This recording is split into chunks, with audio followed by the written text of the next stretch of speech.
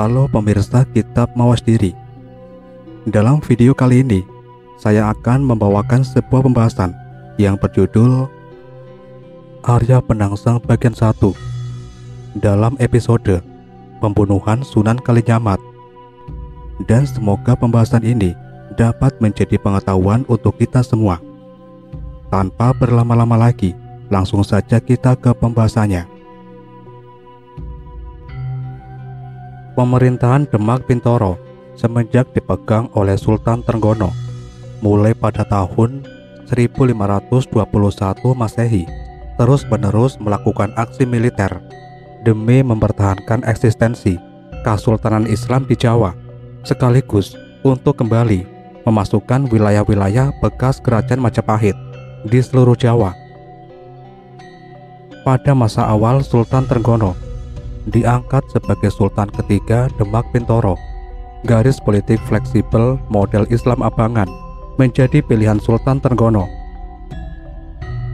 Namun, menjelang pertengahan tampuk pemerintahannya, terpicu melihat keberhasilan Kesultanan Cirebon mampu menghancurkan Pajajaran dengan bantuan militer Demak Bintoro, pandangan politik Sultan Trenggono berubah haluan. Kemenangan Cirebon atas sokongan militer Demak membuat Sultan Trenggono menjadi yakin akan kekuatan angkatan bersenjatanya. Maka berturut-turut Demak mengadakan agresi militer ke Jawa bagian timur, di mana sisa-sisa bangsawan Majapahit masih punya daerah kekuasaan dan mendominasi di sana. Satu demi satu, daerah-daerah wilayah Jawa bagian timur ditundukkan dengan kekuatan bersenjata. Kekuasaan Demak Bintoro semakin melebar dan meluas ke arah timur Pulau Jawa. Semenjak tahun 1527, peperangan demi peperangan terus terjadi, hingga pada tahun 1546, ketika Sultan Trenggono memimpin sendiri peperangan di wilayah Panarukan, sekarang masuk wilayah Situbondo, Jawa Timur. Sultan Trenggono tewas. Kabar kematian Sultan Trenggono mengguncangkan ibu kota Demak. Agresi militer yang bertujuan menaklukkan Panarukan dan selanjutnya Banyuwangi gagal. Konon menurut cerita tutur, yaitu cerita dari mulut ke mulut, kematian Sultan Trenggono tidak terjadi di medan laga, namun terjadi dikala Sultan Trenggono telah menerima delegasi para bangsawan dari daerah taklukan baru. Konon, ketika pertemuan terjadi, Sultan Trenggono menyuruh salah seorang bangsawan mengambilkan bahan-bahan untuk mengunyah sirih yang terletak tak jauh di meja perjamuan. Karuan, bangsawan Jawa Timur yang disuruh merasa tersinggung, walaupun daerah kekuasaannya telah mengakui kalah dan tunduk kepada Demak. Namun, tidak seharusnya Sultan memerintah dia mengambilkan bahan-bahan untuk mengunyah sirih.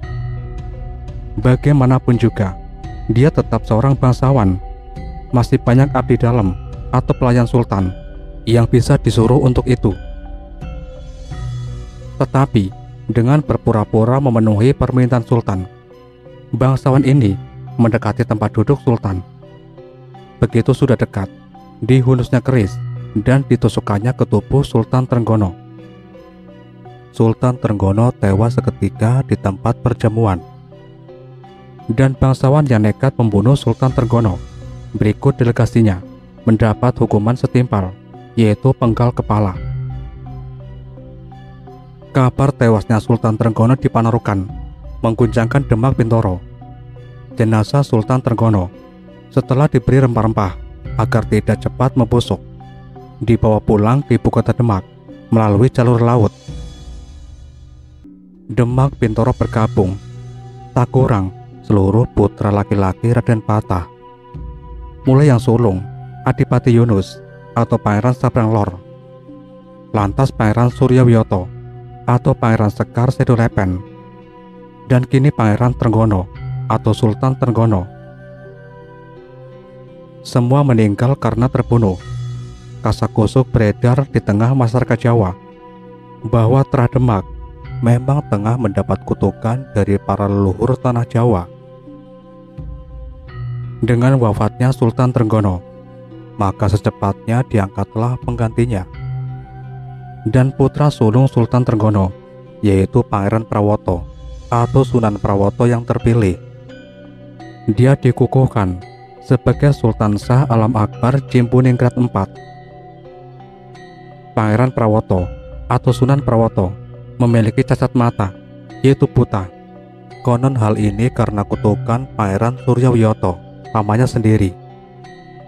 Saat Pangeran Prawoto pada masa mudanya membunuh pamannya itu terkait pemberontakan yang dia lakukan. Sosok Pangeran Prawoto atau Sunan Prawoto tidaklah begitu populer di mata para bangsawan Demak Bintoro. Diam-diam di dalam tubuh birokrasi dan angkatan bersenjata Demak sudah terpecah dalam dua kubu. Kubu pertama mendukung Sunan Kudus dengan Jipang Panolannya, sedangkan kubu kedua mendukung Cakatingkir atau Adipati Adiwijaya dengan pajangnya.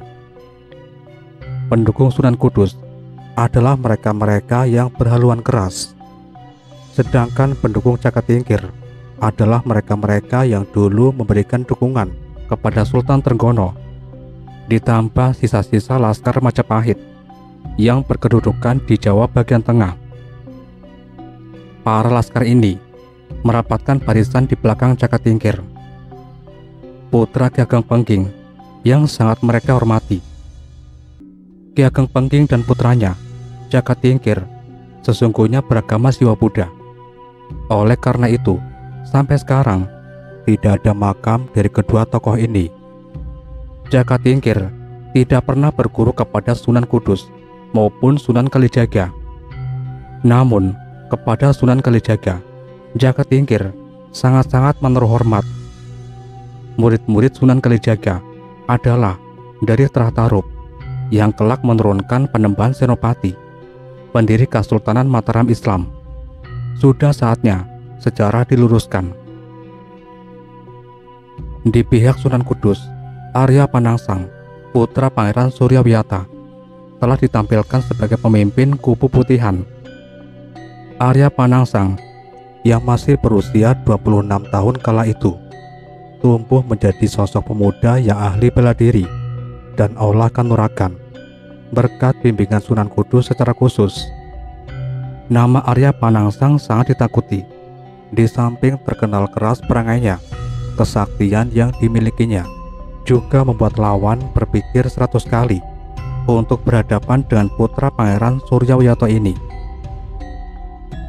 Begitu Sunan Prawoto dikukuhkan menjadi Sultan Demak IV, tampuk pemerintahan Jipang Panolan yang telah vakum untuk beberapa tahun semenjak pemberontakan Pangeran Suryawiyata yang menemui kegagalan. Tanpa persetujuan Sultan Demak, Arya Panangsang langsung dikukuhkan sebagai Adipati Jipang Panolan, dan Sunan Kudus bermain di balik peristiwa itu. Peristiwa penobatan ini mengejutkan pihak yang berseberangan dengan Jipang Panolan dan antek-anteknya. Tak urung, Cakatingkir atau Adipati Adiwijaya didukung beberapa adipati yang pro dengannya, menyarankan kepada Sultan Demak IV untuk segera mengambil tindakan tegas. Jipang Panolan adalah wilayah Demak Bintoro. Tidak sepatutnya terjadi pengangkatan seorang adipati tanpa persetujuan Sultan Demak sendiri.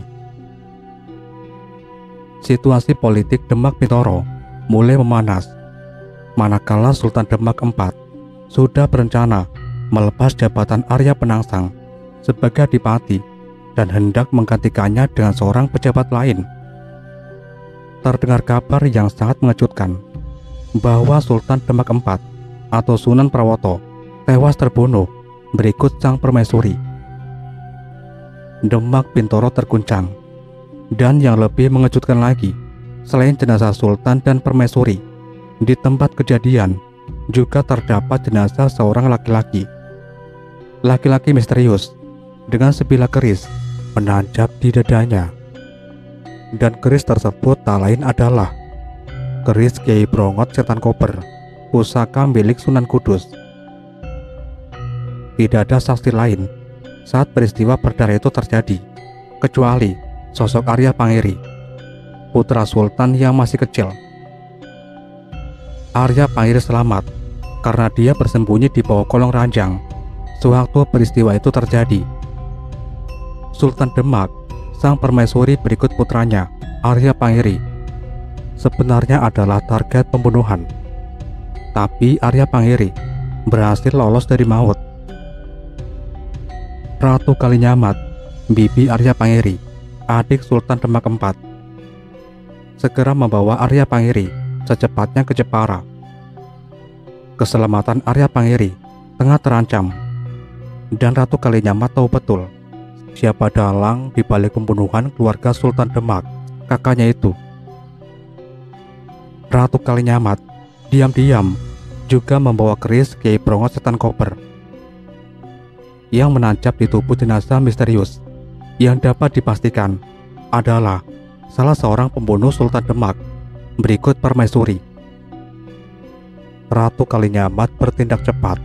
Dia tahu di istana Demak dan di tubuh angkatan bersenjata Demak sudah berkeliaran antek-antek Jipang Panolan. Sebelum bukti otentik pembunuhan itu dihilangkan oleh mereka-mereka yang pro Jipang Panolan, Ratu Kalinyamat mengamankan terlebih dulu. Tidak ada orang lain lagi yang memiliki keris Kiai Brongot Setan Kober kecuali Sunan Kudus.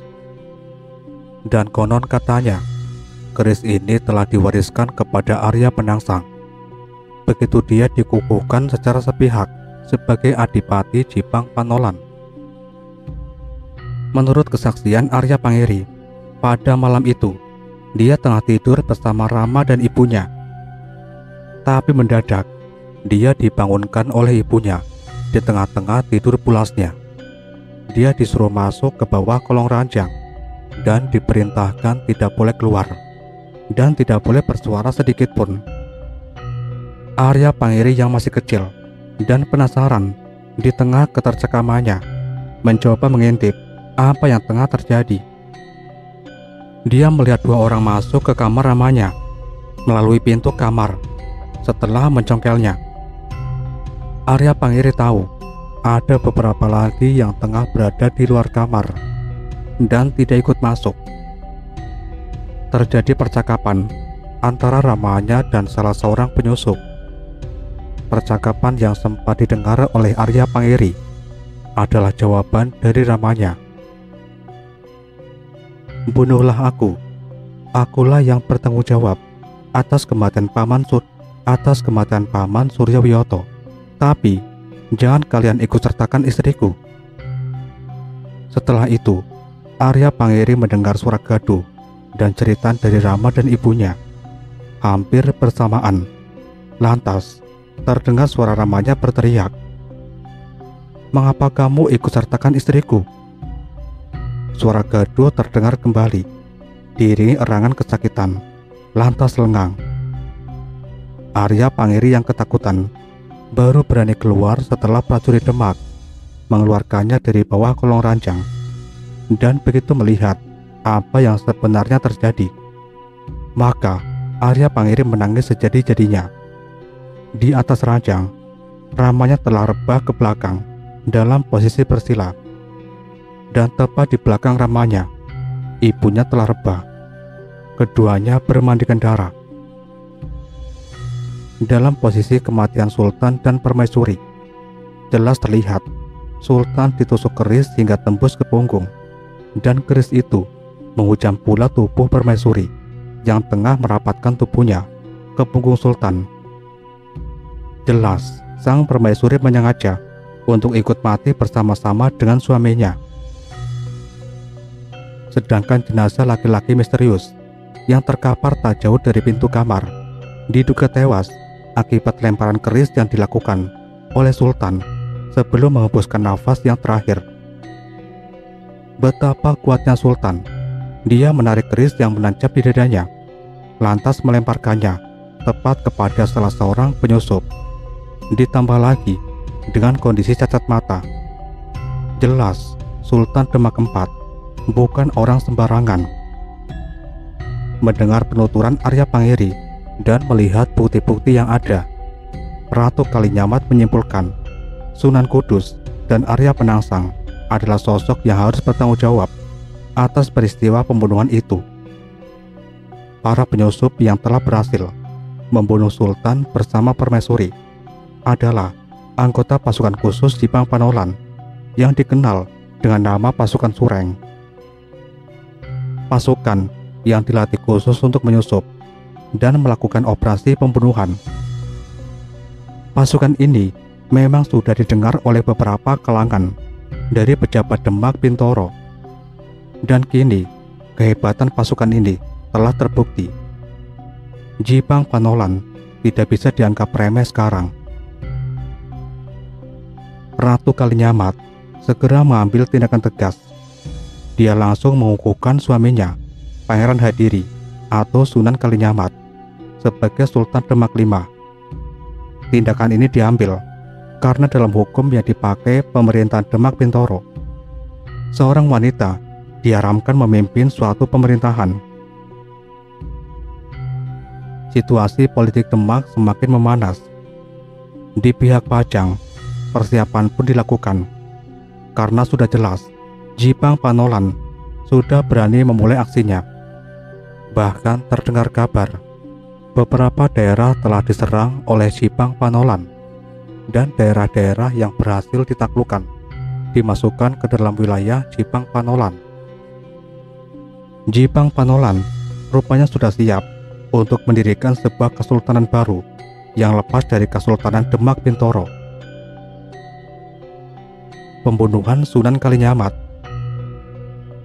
Setelah mengadakan musyawarah yang sangat serius dengan para pembesar kesultanan, Ratu Kalinyamat beserta suaminya Sunan Kalinyamat memutuskan untuk datang bertandang ke pesantren Kudus. Sunan Kudus memang masih menjabat sebagai salah seorang penasihat agung Kesultanan Demak. Jabatan ini bermakna politis. Namun di samping itu, sudah diketahui umum bahwa Sunan Kudus pun adalah seorang pemimpin pesantren yang memiliki banyak santri. Dia dianggap sebagai seorang sesepuh atau dituakan. Sebagai seorang penasehat, kedudukan Sunan Kudus memang masih di bawah kedudukan Sultan Demak. Tapi kedudukannya sebagai seorang pemimpin pesantren yang berbasiskan moral, maka ia dianggap sebagai seorang guru, seseorang yang patut dipatuhi dan patut dijadikan suri tauladan. Oleh karena itulah, sengaja Sultan Demak V atau Sunan Kalinyamat beserta Ratu Kalinyamat menyengaja datang sendiri ke pesantren Kudus. Ini dimaksudkan kedatangan mereka berdua lepas dari sebuah hierarki kepemerintahan. Sultan Demak V beserta istri datang ke pesantren Kudus sebagai seorang siswa yang tengah menghadap gurunya. Walaupun mereka bukan siswa langsung pesantren Kudus, kedatangan rombongan Sultan Demak V mengejutkan seisi pesantren Kudus. Mau tidak mau, walaupun kedatangan Sultan Demak V dan Ratu Kalinyamat bukanlah atas nama kesultanan, namun atas nama pribadi, tetap saja kedatangan mereka memancing penyambutan yang meriah. Para santri segera berjajar sembari menabur bana dan menyanyikan sholawat Nabi menyambut kedatangan rombongan sultan. Tepat pada waktu itu, banyak terlihat pasukan Jipang Panolan tengah berada di sana. Baik Sultan Demak V maupun Ratu Kalinyamat melihat hal itu. Para pasukan Jipang Panolan tidak satu pun yang ikut penyambutan. Di sudut halaman pesantren terlihat sebuah kuda berbulu hitam yang berhiaskan perhiasan indah. Ratu Kalinyamat tahu itu adalah kuda kesayangan Arya Penangsang yang dikenal dengan nama Kiai Gagarima. Berarti saat ini Arya Penangsang juga tengah bertandang ke pesantren Kudus. Situasi yang agak tidak menyenangkan terjadi antara pasukan Demak dengan pasukan Jipang. Ratu Kalinyamat segera memerintahkan pemimpin pasukan agar memastikan mengambil tempat terpisah dengan pasukan Jipang dan jangan mengambil tindakan apapun jika tidak ada perintah darinya. Sunan Kudus beserta istri dan keluarga menyambut kedatangan Sultan Demak V atau Sunan Kalinyamat beserta istri, Ratu Kalinyamat. Mereka berdua diterima di pendopo, namun tak tampak Arya Penangsang menyambut kedatangan Sultan. Menyadari akan hal itu, Ratu Kalinyamat benar-benar merasa diremehkan dan ditantang. Sultan Demak V beserta Ratu Kalinyamat memohon kepada Sunan Kudus agar bisa berbicara bertiga. Sunan Kudus mengabulkan, dan akhirnya mereka menuju ruang dalam bertiga. Setelah berbasa-basi berbagi keselamatan, Ratu Kalinyamat pun segera menyampaikan maksud kedatangan mereka. "Bapak Sunan, kedatangan kami kemari sesungguhnya ibarat kedatangan seorang murid kepada gurunya. Walaupun kami bukan murid resmi pesantren Kudus, namun secara tidak langsung kami menghargai Bapak Sunan sebagai guru kami pula." Sejenak Ratu Kalinyamat diam, lantas, "Dan kami memandang Bapak Sunan adalah panutan kami, sosok yang memberikan suri toladan bagi kami. Jadi sekiranya kami meminta keadilan kepada Bapak Sunan, bukankah itu juga sudah sewajarnya?" Sunan Kudus tersenyum dan menjawab, "Memberikan keadilan adalah kewajiban seorang sultan. Aku bukan seorang sultan. Anak Mas Sunan Kalinyamatlah seorang sultan. Dia yang seharusnya berhak memberikan keadilan." Ratu Kalinyamat tersenyum dan berkata, "Bukan keadilan dari seorang sultan yang kami harapkan, tapi keadilan dari seorang guru kepada muridnya yang telah berbuat dosa." Sunan Kudus terdiam. Ratu Kalinyamat mengeluarkan sebuah benda yang terbungkus kain hitam dari dalam peti kayu berukir yang dia bawa. Benda terbungkus kain putih tersebut dipegangnya dengan tangan kanan, lalu dibuka penutup kainnya. Sunan Kudus memicingkan mata, melihat isi di dalam bungkusan kain putih tersebut. Dan Ratu Kalinyamat kembali berkata, "Kami tahu pemilik benda ini tengah bersembunyi sebagai seorang pengecut di ruang belakang pesantren. Kami meminta keadilan Bapak Sunan kepada pemilik benda ini. Pastinya Bapak Sunan mengerti apa maksud kami." Tegas suara Ratu Kalinyamat. Sunan Kudus menarik nafas. Dilihatnya benda yang ditujukan oleh Ratu Kalinyamat tak lain adalah keris Kiai Prongot Setan Kober, keris pusaka miliknya yang kini telah diwariskan kepada Arya Penangsang. "Saya bukan seorang sultan," Sunan Kudus tiba-tiba berkata. "Keadilan dari seorang guru, bukan dari seorang sultan," potong Ratu Kalinyamat berani.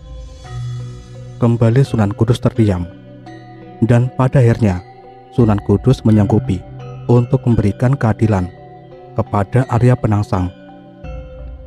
Namun, memberikan sebuah keadilan tidak segampang membalikkan telapak tangan. Sunan Kudus menjanjikan 7 hari lagi Sunan Kudus akan menyerahkan Arya Penangsang ke Demak untuk menerima hukuman kisos atau hukum mati pancung kepala jika memang terbukti Arya Penangsang adalah dalang pembunuhan Sultan Demak IV atau Sunan Prawoto. Ratu Kalinyamat maupun Sunan Kalinyamat, walaupun meragukan kesungguhan Sunan Kudus, terpaksa menerima janji tersebut, dan keduanya akhirnya mohon diri. Begitu Ratu Kalinyamat dan Sunan Kalinyamat telah meninggalkan pesantren Kudus, Arya Penangsang menghadap Sunan Kudus. Dia menanyakan kebenaran janji yang telah diucapkan oleh Sunan Kudus. Dan Sunan Kudus berkata, "Menurut hukum syariat, jika terjadi pembunuhan dan keluarga korban menuntut, maka Tidak ada alasan untuk melaksanakan hukum kisos atau pancung kepala, kecuali keluarga korban mau menerima diat atau harta pengganti dari sang pembunuh sebagai wujud perdamaian antara kedua belah pihak. Arya Penangsang menukas. Dan tidak mungkin Bibi Kalinyamat mau menerima diat dari saya. Maka sekalian untuk menyingkirkan lawan-lawan saya, sekaligus menghindari jatuhnya hukuman mati kepada saya, maka akan saya bungkam mulut Bibi Kalinyamat untuk selamanya, agar tidak bisa menuntut saya lagi. Sunan Kudus terdiam, lantas berkata, "Terserah kamu, tapi lakukan di luar wilayah Kudus." Arya Penangsang menyembah, lantas bergegas keluar, menemui Pati Matahun, Pati Sepuh Cipang Panolan. Arya Penangsang memerintahkan melakukan penghadangan rombongan Sultan Demak V, dan perintah utamanya adalah membunuh Sultan Kalinyamat beserta Ratu Kalinyamat. Setelah menerima perintah, Pati Matahun segera menyiapkan seluruh pasukan Cipang Panolan. Tidak memakan waktu lama, pasukan Cipang Panolan segera berangkat. Kuda-kuda digebrak nyalang, menimbulkan bunyi ringgikan, riuh rendah, bercampur teriakan-teriakan komando. Pasukan Cipang bergerak menyusul rombongan Sultan Demak V. Tujuannya jelas, menyingkirkan Ratu Kalinyamat dan Sunan Kalinyamat hari itu juga. Sekali lagi, darah akan tertumpah di bumi Jawa. Sampai di sini dulu pembahasan kita kali ini. Dan nantikan kelanjutan pembahasan ini di video berikutnya. Tetap di channel Kitab Mawas Diri.